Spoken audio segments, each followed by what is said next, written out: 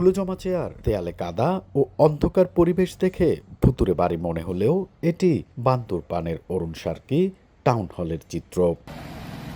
শহরের fire service এলাকায় পার্বত্য চট্টগ্রাম উন্নয়ন বোর্ডের অর্থায়নে ৭.৫ কোটি টাকা ব্যয়ে নির্মাণ করা হয় আধুনিক সুবিধা সম্বলিত টাউন হলটি, যেখানে অনুষ্ঠিত হতো বিভিন্ন সভা, সেমিনার, সামাজিক ও সাংস্কৃতিক অনুষ্ঠান। কিন্তু ২০২৩ সালের ভয়াবহ বন্যায় পানিতে ডুবে ক্ষতিগ্রস্ত হওয়ার পর সংস্কার না করায়, অযত্ন অবহেলায় পরিত্যক্ত পড়ে আছে হলটি। দীর্ঘদিন ব্যবহার না করায় নষ্ট হয়ে গেছে আসবাবপত্র ও বিভিন্ন মূল্যবান যন্ত্রপাতি। এছাড়া অচল হয়ে পড়েছে AC, generator, sound system, lighting সহ অবকাঠামো। সরকারি সম্পত্তি রক্ষায় দ্রুত হলটি সংস্কারের দাবি এলাকাবাসীর।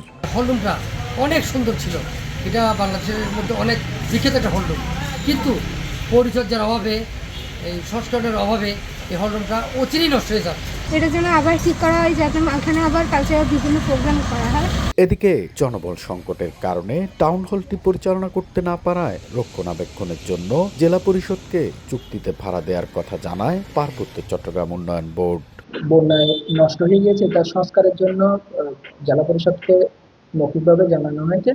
ওনারা বলেছেন এটা কাজ করতেছে, তবুও পরবর্তীতে আমরা আমাদের কর্তৃপক্ষের সাথে কথা বলে ওনাদের সংস্কার কাজগুলো দ্রুততার সহিত যেন বাস্তবায়ন হয় সেই ব্যবস্থা গ্রহণ করি।